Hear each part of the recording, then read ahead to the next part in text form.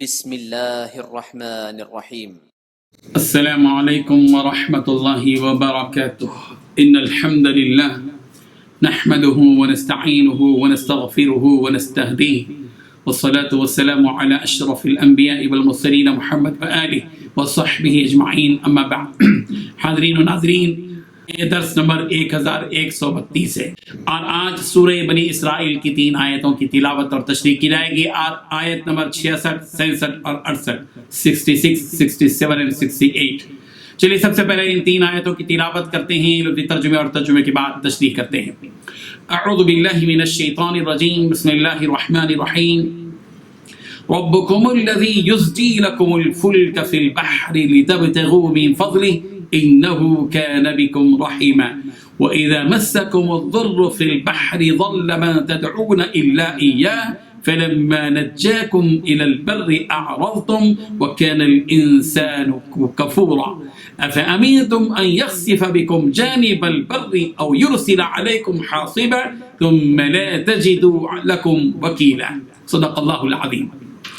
لفظی ترجمہ یوں ہے، ربکم تمہارا رب، الذی وہ ہے جو یزجی چلاتا ہے، لکم تمہارے لیے، الفلکا کشتیاں، فی البحر سمندر میں، لتبتغوا تاکہ تم تلاش کرو، من فضلہ اس کا فضل رزق، انہ بلا شبہ وہ، کان بکم ہے تمہارے ساتھ، رحیماً بہت رحم کرنے والا۔ وَإِذَا اور جب مسکم تمہیں پہنچتی ہے، الضر تکلیف، فی البحر سمندر میں، ضلہ تو گم ہو جاتے، من وہ جنہیں تدعون تم پکارتے ہو، الا ایاہ سوائے ایک اللہ کے، فلما پھر جب نجاکم وہ تمہیں نجات دیتا ہے، الی البر خشکی کی طرف، اعرضتم تو تم منہ پھیر لیتے ہو، وکان الانسان اور انسان ہے، کفورا بہت ناشکرا۔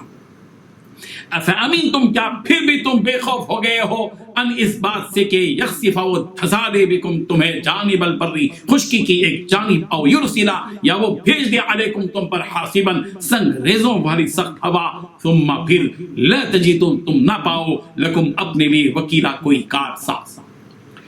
ترجمہ یوں ہے، تمہارا پروردگار وہ ہے جو تمہارے لیے سمندر میں کشتیاں لے چلتا ہے تاکہ تم اس کا فضل تلاش کر، یقیناً وہ تمہارے ساتھ بڑی رحمت کا معاملہ کرنے والا ہے۔ اور جب سمندر میں تمہیں کوئی تکلیف پہنچتی ہے تو جن دیوتاؤں کو تم پکارا کرتے ہو وہ سب غائب ہو جاتے ہیں، بس اللہ ہی اللہ رہ جاتا ہے۔ پھر جب اللہ تمہیں بچا کر خشکی تک پہنچا دیتا ہے تو تم منہ موڑ لیتے ہو، اور انسان بڑا ہی ناشکرا ہے۔ تو کیا تمہیں اس بات کا کوئی ڈر نہیں رہا کہ اللہ تمہیں خشکی ہی کے ایک حصے میں دھسا دے، یا تم پر پتھر برسانے والی آندھی بھیج دے، اور پھر تمہیں اپنا کوئی رکھوالا نہ ملے؟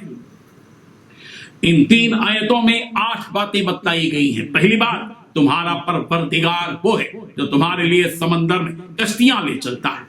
دوسری بات، تاکہ تم اس کا فضل تلاش کرو۔ تیسری بات، یقیناً وہ تمہارے ساتھ بڑی رحمت کا معاملہ کرنے والا ہے۔ چوتھی بات، جب سمندر میں تمہیں کوئی تکلیف پہنچتی ہے تو جن دیوتاؤں کو تم پکارا کرتے ہو وہ سب غائب ہو جاتے ہیں۔ پانچویں بات، بس اللہ ہی اللہ رہ جاتا ہے۔ چھٹی بات، پھر جب اللہ تمہیں بچا کر خشکی تک پہنچا دیتا ہے تو تم منہ موڑ لیتے ہو۔ ساتویں بات، انسان بڑا ہی ناشکرا ہے۔ آٹھویں بات، کیا تمہیں اس بات کا ڈر نہیں رہا کہ اللہ تمہیں خشکی ہی کے حصے میں دھسا دے، یا تم پر پتھر برسانے والی آندھی بھیج دے؟ نویں بات، پھر تمہیں اپنا کوئی رکھوالا نہ ملے۔ بزرگان محترم، ان آیات میں اللہ تبارک و تعالیٰ اپنے بندوں پر کیے گئے ان احسانات کا تذکرہ فرما رہے ہیں، اور ساتھ ہی انسانوں کی اس ناشکری کا بھی تذکرہ فرما رہے ہیں جو جہالت کی وجہ سے انسان کر بیٹھتا ہے۔ اللہ تبارک و تعالیٰ نے سمندروں کو چیرتی ہوئی چلنے والی کشتیوں کا تذکرہ فرمایا کہ ربکم الذی یزجی لکم الفلک فی البحر لتبتغوا من فضلہ انہ کان بکم رحیما۔ تمہارا پروردگار وہ ہے جس نے تمہارے لیے سمندر میں کشتیاں چلائیں تاکہ تم اللہ کا فضل تلاش کرو، یقیناً تمہارا پروردگار تمہارے ساتھ رحم کا معاملہ کرنے والا ہے۔ اللہ تعالیٰ ایسی ہوائیں چلاتے ہیں جو ہوائیں وزنی کشتیوں کو ایک علاقے سے دوسرے علاقے تک، ایک ملک سے دوسرے ملک تک، ایک شہر سے دوسرے شہر تک پہنچاتی ہیں، چلتی ہیں. اور یہ معنی بھی ہے کہ اللہ تبارک و تعالیٰ تمہارے دل و دماغ میں ایسی باتیں الہام کرتا ہے جس سے تم ایسی کشتیاں تیار کر لیتے ہو جو ہواؤں کے بغیر بھی مشن کے ذریعے سے چلتی ہیں اور اپنی مطلوبہ منزل پا لیتی ہیں. اور تمہارا ان کشتیوں کے ذریعے سے خود سفر کرنا اور اپنے ساز و سامان کو لے چلنا تاکہ تم اس کے ذریعے سے اپنے معاش کو مضبوط کر سکو، رزق حاصل کر سکو، اللہ کا فضل تلاش کر سکو. اللہ تعالیٰ کو اپنے بندوں سے پیار ہے، وہ اپنے بندوں پر مہربانی کرتا ہے اور اپنی مہربانی سے رزق کے ایسے اسباب پیدا کرتا ہے. اس نعمت کا تذکرہ سورۃ النمل کی آیت نمبر 14 میں بھی کیا گیا. وَتَرَى الْفُلْكَ مَوَاخِرَ فِيهِ وَلِتَبْتَغُوا مِنْ فَضْلِهِ وَلَعَلَّكُمْ تَشْكُرُونَ. اور تم دیکھتے ہو کہ کشتیاں اس میں پانی چیرتی ہوئی چلتی ہیں اور اس لیے بھی کہ تم اس کا فضل تلاش کرو اور ہو سکتا ہے کہ تم شکر گزاری بھی کرو. سورہ فاطر کی آیت نمبر 12 میں بھی یہی مضمون موجود ہے. سورہ بقرہ کی آیت نمبر 164 میں بھی یہ مضمون اس طرح ہے. والفلک التي تجری فی البحر بما ينفع الناس.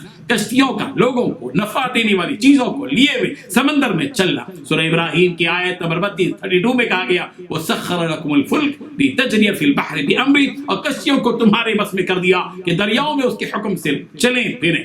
اس کے بعد مشرکوں کے بارے میں یہ حقیقت بیان کی گئی کہ جب تمہیں سمندر میں کوئی تکلیف پہنچ جاتی ہے اللہ کے علاوہ جن کو تم پکارتے وہ سب کے سب غائب ہو جاتے ہیں. پھر جب وہ اللہ تبارک و تعالیٰ تمہیں خشکی کی طرف نجات دے دیتا ہے تو تم روگردانی کرنے لگتے ہو. جاہل اور کمزور انسان کا معاملہ بھی عجیب ہوتا ہے. جب تک اس کی حالت اچھی ہوتی ہے وہ دیوی دیوتاؤں کی پوجا پاٹ میں لگا رہتا ہے اور جب اس پر کوئی بڑی مصیبت آ پڑتی ہے اور وہ اس مصیبت کا شکار ہو جاتا ہے جس سے آسانی سے چھوٹ جانا مشکل ہو جاتا ہے تو پھر وہ ان دیوی دیوتاؤں کو بھول جاتا ہے، صرف اور صرف ایک اللہ کو پکارنے لگتا ہے، اسی کے سامنے گر گرانے لگتا ہے. جب اللہ تبارک و تعالیٰ اس پر رحم کھاتے ہیں اور اس کو اس مصیبت سے چھٹکارا دے دیتے ہیں تو اس کمزور انسان کی حالت اس سے بھی زیادہ عجیب اور تعجب خیز ہو جاتی ہے کہ وہ اس مصیبت سے آزادی ملتے ہی پھر دوبارہ انہی باطل اور لچر اور کمزور معبودوں کی طرف چلا جاتا ہے، ان کی پوجا پاٹ کرنے لگتا ہے. یہ مناظر سمندروں کے جہازوں اور ہوائی جہازوں کے اسفار میں دیکھنے کو ملتے ہیں کہ ایسے ایمرجنسی اوقات میں اور حالات میں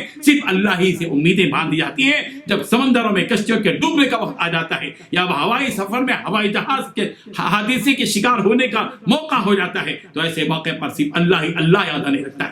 انسان کی اس کمزوری کا تذکرہ اللہ تعالیٰ یوں کر رہے ہیں کہ وَكَانَ الْإِنسَانُ كَفُورًا. انسان بڑا ہی ناشکر ہے. اللہ تعالیٰ ایسے غافل اور ناشکر انسانوں سے یہ سوال کر رہے ہیں کہ سمندر کی مصیبت سے نکل کر جب تم مطمئن ہو گئے اور باطل معبودوں کے پھر سے پجاری بن گئے تو یہ تو بتاؤ کہ کیا تم یہ سمجھ رہے ہو کہ خشکی میں اللہ تبارک و تعالیٰ تمہیں ہلاک نہیں کر سکتا؟ یاد رکھو اللہ تبارک و تعالیٰ جیسے سمندر میں ہلاک کرنے کی طاقت رکھتا ہے ویسے ہی خشکی میں بھی ہلاک کر سکتا ہے. وہ تمہارے پر پتھروں کی بارش برسا سکتا ہے، وہ تم کو زمین میں پھنسا سکتا ہے. اللہ محتاج نہیں ہے کہ غرق کرنے کے لیے اس کو پانی ہی کی ضرورت پڑے. وہ کسی بھی صورت میں اور کسی بھی حالت میں کسی کو بھی ہلاک کر سکتا ہے. اللہ قادر مطلق ہے، فعال لما یرید ہے، جس چیز کا ارادہ کرے وہ کر بیٹھتا ہے. اس لیے اللہ سے ڈرو، اللہ کی طرف رخ کرو،